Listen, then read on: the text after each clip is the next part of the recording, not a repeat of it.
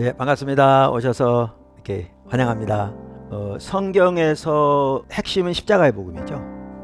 그러니까 우리 신앙의 핵심은 십자가 복음의 삶이에요. 우리가 십자가 복음의 삶을 살 때 하나님의 생명과 은혜가 우리 삶 속에 넘치고요. 또 하나님의 목적을 위해서 귀하게 쓰임 받을 수 있고요.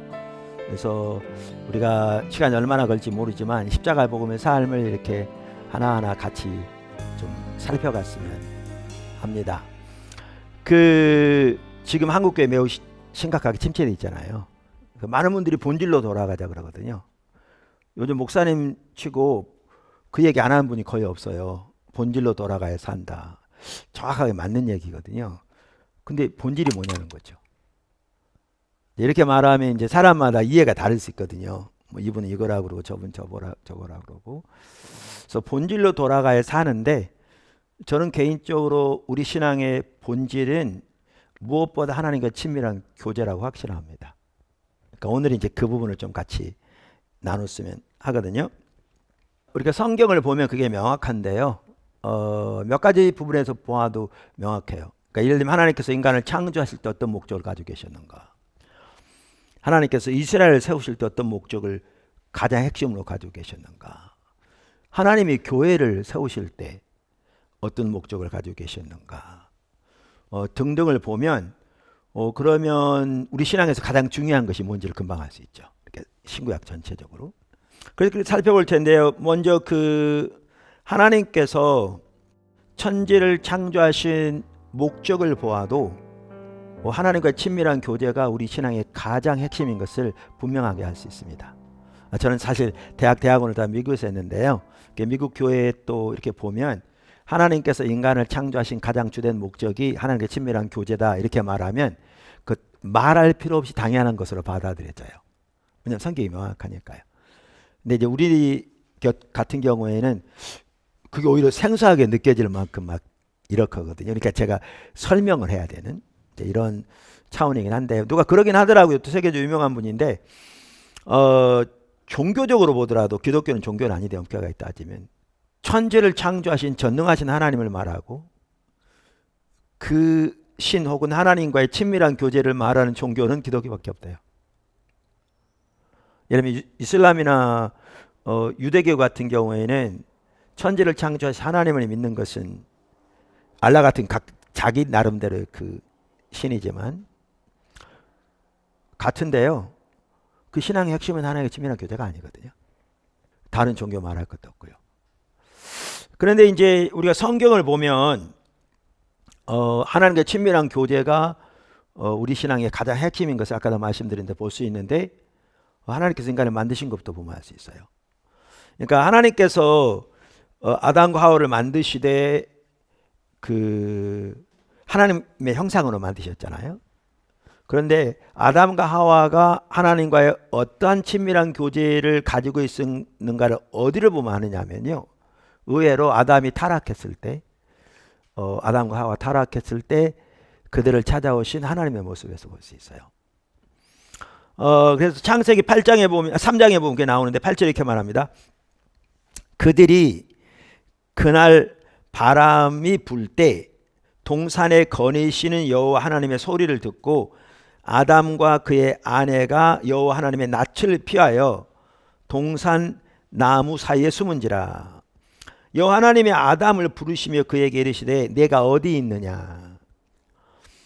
이르되 내가 동산에서 하나님의 소리를 듣고 내가 벗었으므로 두려워하여 숨었나이다. 그러니까 여기에 보면 우리가 잘 아는 내용이잖아요. 그러니까 아담과 하와 타락해서 하나님 찾아오신 모습. 근데 여기에 보면 하나님이 동산에 거니셨다라고 볼 수 있는데 이 내용을 쭉 보시면 이게 자주 있었던 걸 볼 수 있어요. 이 내용을 보시면. 그리고 하나님이 아담의 이름을 부르시죠. 그러면 아담은 그 하나님의 음성을 듣고 반응하라고 여기 있습니다. 그리고 하나님과의 대화가 이루어진 걸 볼 수 있어요. 그러니까 이걸 보면 인간이 타락하기 전에 하나님과의 얼마나 놀라운 친밀한 교제 가운데 있었는가를 유추해 볼 수 있어요. 명확하게. 그러니까 너무나 당연하게 받아들이듯이 하나님께서 인간을 창조하실 때 하나님과 친밀한 교제를 왜 창조하셨다 이렇게 말할 수 있는 구절인 거죠. 그걸 볼 수 있습니다. 여기 보시면 사실 선악과만 보더라도 그렇습니다. 그 어떤 사람들 그렇게 말하거든요. 그러니까 뭐 때문에 선악과를 만들어서 이렇게 타락하게 만들었느냐. 선악과를 안 만들었으면 타락하지 않을 거 아니냐. 그런데 사실 선악과는 하나님께서 인간을 창조하신, 그리고 사랑으로 창조하신, 사랑의 교제를 나눌 가족으로 창조하신 사인입니다. 뭔 말이냐면요, 우리가 선택의 여지가 없기 때문에 그대로 한다는 것은 인간이 아니죠. 로봇이죠. 하나님께서는 인간이 죄를 지을 수 있는 길이 없기 때문에 프로그램된 대로, 창조된 대로 사는 그러한 로봇을 만든 게 아니고요. 심지어 넘어질 수 있는 가능성까지 열어놓으신 채 자발적인 선택에 의해서 하나님을 선택하고 하나님을 알기를 추구하고 존재를 다 살아가기를 추구하는 그러한 가족으로 창조하신 거죠. 나중에 나오겠지만 하나님이 우리를 먼저 하나님의 존재를 다해 사랑하시거든요. 그리고 그러한 사랑의 교제를 나눌 가족으로 창조하신 것을 볼 수가 있습니다. 그러니까 천지를 창조하신 것만 보아도 하나님과 친밀한 교제가 핵심인 걸 볼 수 있고요. 우리가 잘 알듯이 창세기 3장에서 인간이 타락합니다. 그래서 인간의 타락으로 해서 죄가 들어오고요. 죄가 하나님의 창조 세계 전체를 오염시킵니다. 모든 이 자연 세계까지 오염시킵니다. 성경에 보면 그게 나와 있고요. 이름은 로마서 8장. 그때 하나님께서, 그리고 그 죄의 영향력은 좀 더 확대돼 갑니다. 이제 하나님의 선택이 기로에 놓였죠. 하나님께서 만드신 모든 것을 다 멸하시고 끝내실 것인지, 아니면 다른 선택을 하실 것인지. 여기서 하나님은 모든 인류를 더 나아가 모든 창조 세계를 구속하시기로 선택합니다. 그리고 그 일을 위해 아브라함을 부르십니다.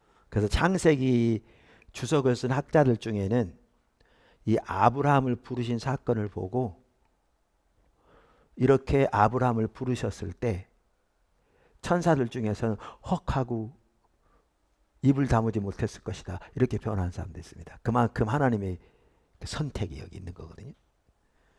그리고 그 아브라함의 자손으로 선택된 백성이 누구냐? 이스라엘입니다. 하나님은 이스라엘 통해서 그 모든 창조 세계를 구속하시는 하나님의 역사를 이루어가기 원하시는 거죠. 그러니까 하나님을 위한 한 백성을 세우신 겁니다. 아브라함부터 시작해서 아브라함 자손으로 이스라엘을. 그런데 출애굽기 19장에 보면 이제 하나님께서 이스라엘 백성들을 애굽에서 건져내시고 모세에게 말씀하신 대로 시내산으로 그들을 인도하십니다. 그들이 시내산에 도착했을 때 하나님께서 모세를 시내산 위로 이렇게 부르십니다. 그리고 이스라엘 향한 하나님의 계획을 알리십니다. 그러니까 출애굽기 19장 3절에 6절은 매우 중요한 구절입니다. 이스라엘의 정체성, 그들의 역할, 그들을 향한 하나님의 계획, 이게 다 나와 있는 구절이거든요. 그럼 거기를 보아도 우리가 이걸 알 수 있는데요. 3절부터 한번 보실래요?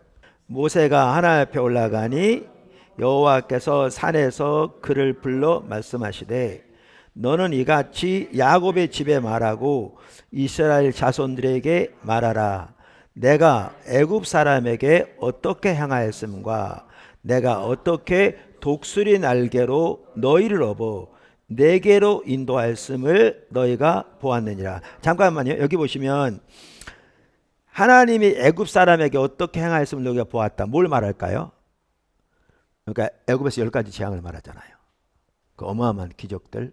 마지막 기적은 바로의 장자로 시작해서 모든 애굽의 장자를 다 죽이는 거였죠. 근데 이스라엘 백성들 같은 경우 하나님께서 명령하신 대로 집에 머물고 양을 잡아 그 문설주에 피를 바르는 그 모든 이스라엘 자녀들은 아무도 죽임을 당하지 않았죠. 그래서 그걸 기념해서 유월절을 기념하게 된 거죠. 6월 넘어갔다, 그 말이죠.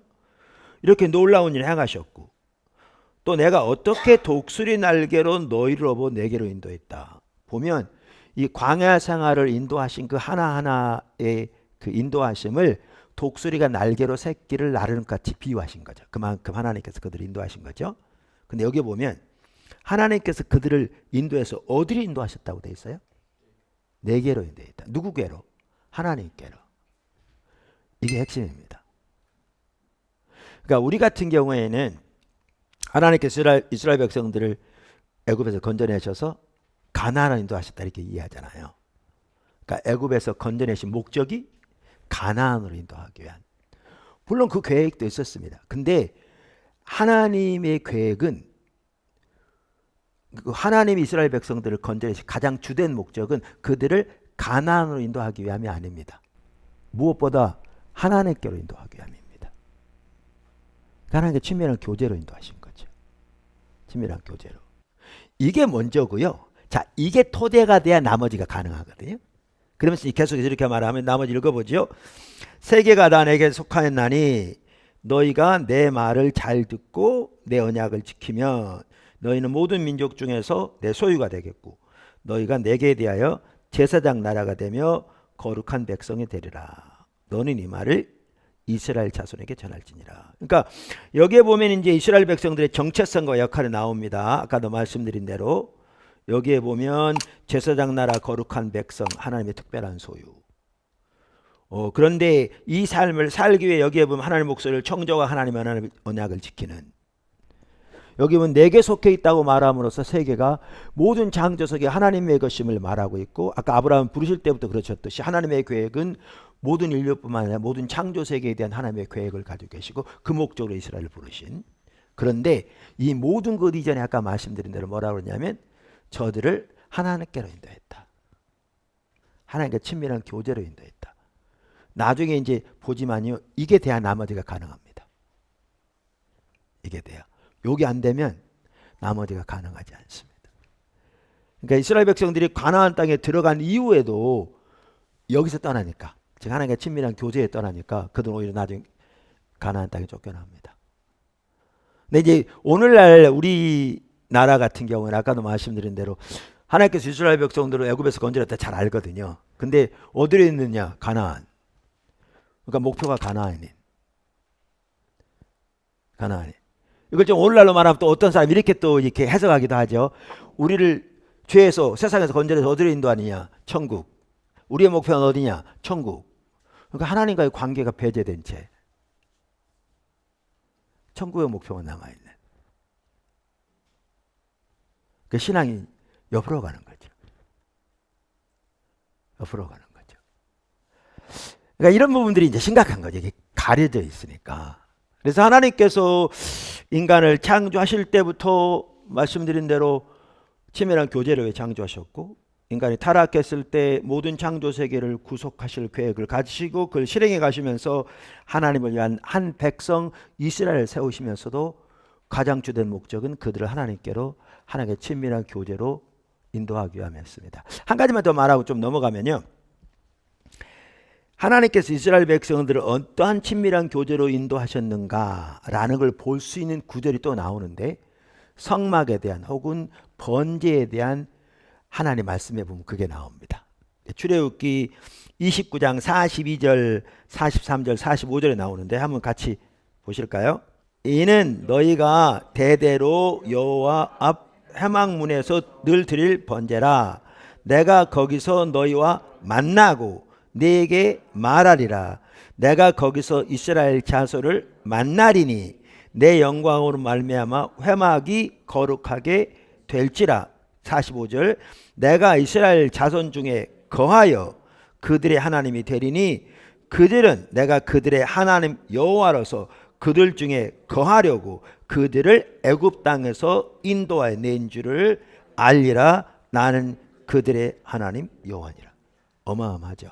그러니까 심지어 구약인데 그래서 성막이 중요했거든요. 그래서 출애굽기에 출애굽 사건을 다루고 그 다음에 언약에 다루고 난 다음에 나머지 집중적으로 성막에 대해서 말하거든요. 출애굽기 마지막까지.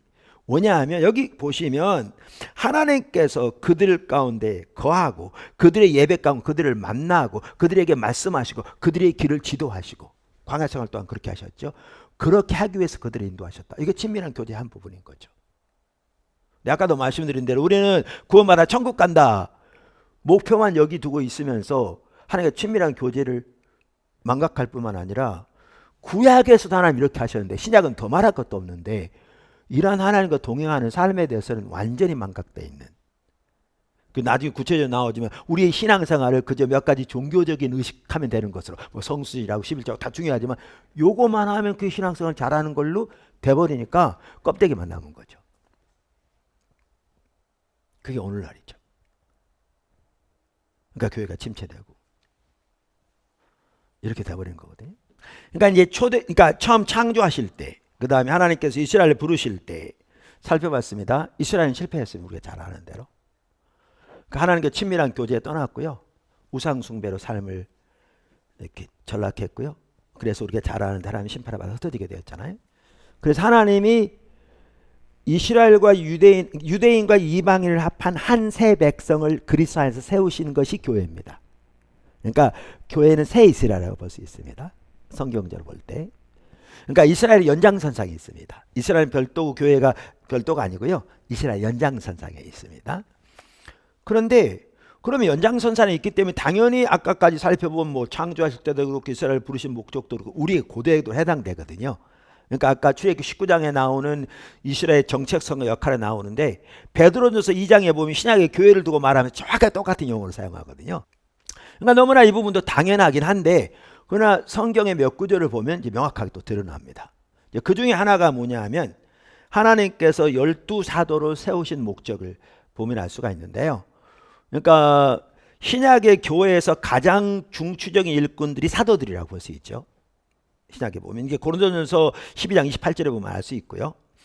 그리고 사도들은 하나님을 위해서 교회를 위해서 가장 많이 희생한 가장 많은 사역을 감당한 사람들이기도 합니다.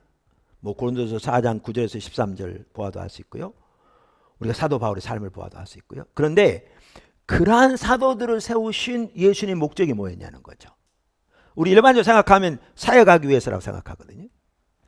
당연히 사역하기 위해 세우셨죠. 근데 성경은 뭐라고 말하고 있냐는 거죠.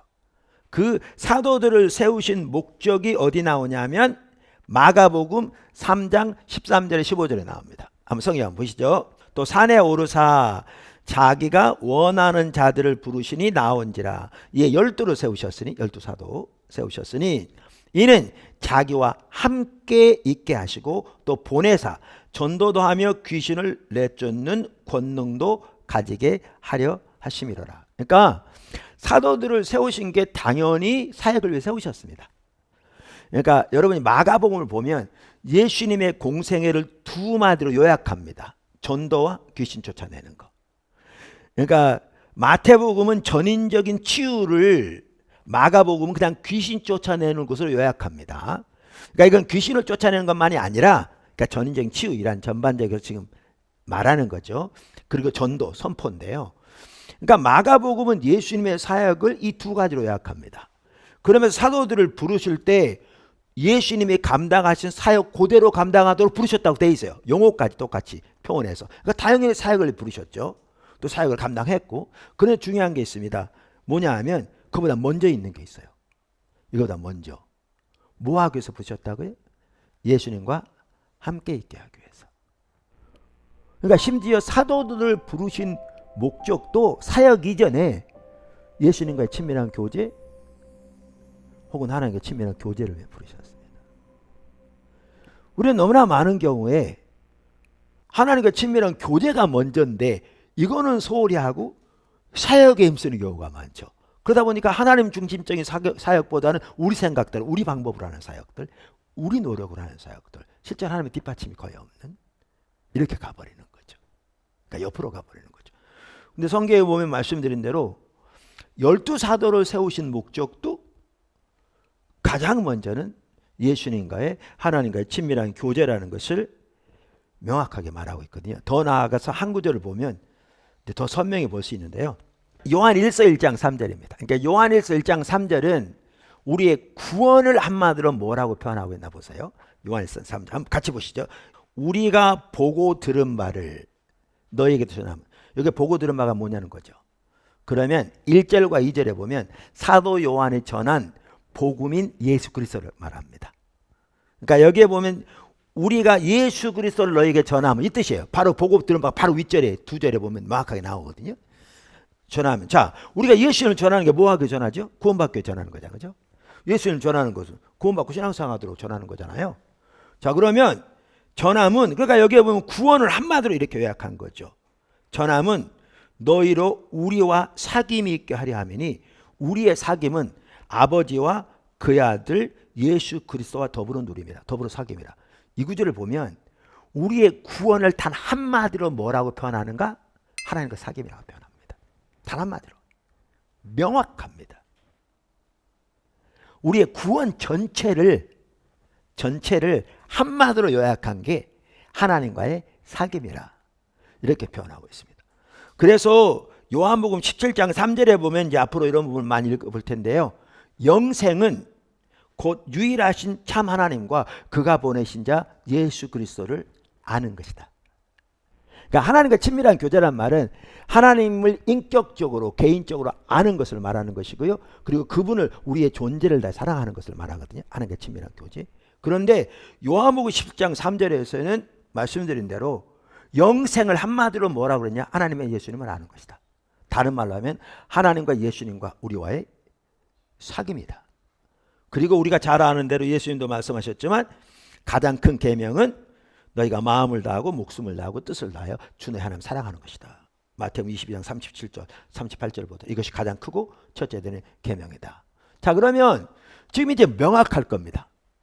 창세기 하나님께서 인간을 창조하신 것부터, 구약에서 하나님을 위한 한 백성 이스라엘을 부르신 것부터, 그들이 실패해서 신약의 교회를 세우시고 그 교회를 위한 사도로 세우신 것부터, 더 나아가 복음 전체를 한마디로, 구원 전체를 한마디로 표현한 거 보면 이 모든 게 뭐냐?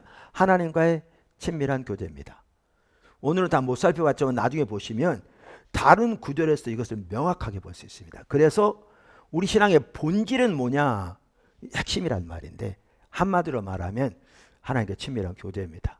그러니까 이 하나님과 친밀한 교제 가운데 있을 때 하나님의 은혜가 우리 가운데 함께하고요. 하나님의 살아있는 생명의 역사. 이 말은 하나님이 성경에 보면 하나님의 백성들을 하신다고 나와 있는 게 있잖아요. 우리 기도를 들으시고 우리의 길을 인도하시고 우리를 보호하시고 하나님의 뜻과 계획을 알리시고 우리 가운데 우리를 통해서 하나님의 역사 뜻을 이루시고 이렇게 나오잖아요. 이 하나님의 생명인데 이러한 하나님의 생명의 역사가 우리 하나님의 친밀한 교제 가운데 있을 때 우리 가운데 넘칩니다. 우리 가운데 넘칩니다. 이게 신앙의 가장 핵심입니다. 자, 그런데 오늘 우리를 보자는 얘기죠. 아까 말한 대로 신학에는 이해부터가 우리는 너무나 옆으로 가 있는 거죠. 그래서 이렇게 돌이켜져야 합니다. 아담과 하와는 에덴 동산에서 하나님과의 친밀한 관계 가운데 있었는데 왜 뱀의 그러니까 사단의 하나님처럼 될 수 있다고 한 유혹에 넘어가게 됐는지가 궁금합니다.